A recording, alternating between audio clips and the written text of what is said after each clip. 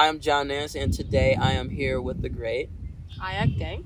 Amazing. And I was going to ask you, who are you? But that's a little bit it's very broad. Mm-hmm. So I would say, could you kind of summarize yourself in a couple of sentences? Like, where are you from? I was born in Sudan, in Juba, and I moved here directly to Oshkosh when I was 7, and that was in 2004. And I've just kind of lived here basically all of my life since. That's amazing, though. What do you love to do in the world? What do you do right now? What do I do for work? I work for the Oshkosh Area School District, and I work with refugee families and students.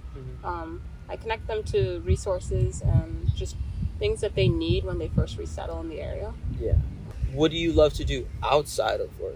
I really enjoy nature. I just like to be outside. I feel like there's just so much to do outside that I can't really pick. I prefer to be outdoors. Just literally adventuring.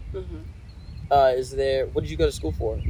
I majored in anthropology and I minored in gender studies. What is the biggest struggle in the world for you right now? Honestly, right now my life just revolves around my career. So this is my first year in it, and I'm just trying to find that balance of my job and my life. Because I work with people, it's kind of difficult to separate, 100%. Where your life begins and where theirs kind of isn't a part of yours. So that's my biggest struggle. Just working and stuff. Yeah. Nothing else. Right. I mean, I work with kids and I'm directly with people all the time, and you build connections. So 100%. they're I love my families that I work with, so it's kind of, Yeah, there's pros and cons to everything. Right. For sure. I should probably see my own family more, but Jesus. What would you say brings you the most happiness in the world? I really like working with kids. I think I'm probably happiest in my day when I'm interacting with just children, and we're just being, because they're just so open, and they don't have any set ways of life, so it's more fun. Fresh new sponges. Right, exactly. So fresh plants that you can water properly. Don't overwater them. Yeah, most people don't. Yeah. Where would you say your love for working with children started?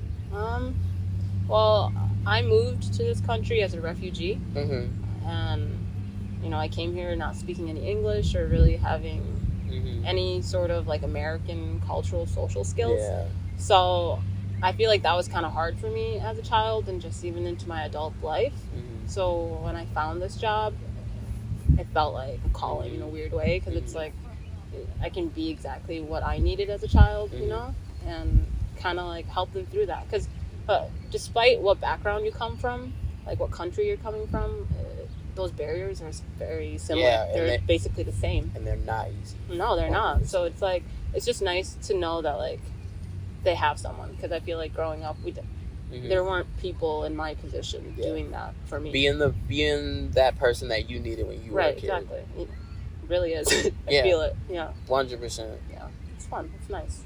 If you could do something outside of working with children, what would you do? What else do you love to do? I like to bake. Ooh. I feel like I would want to open a bakery.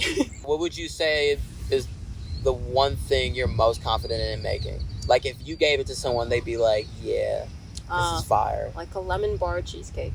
Dang. So good. It's my favorite thing.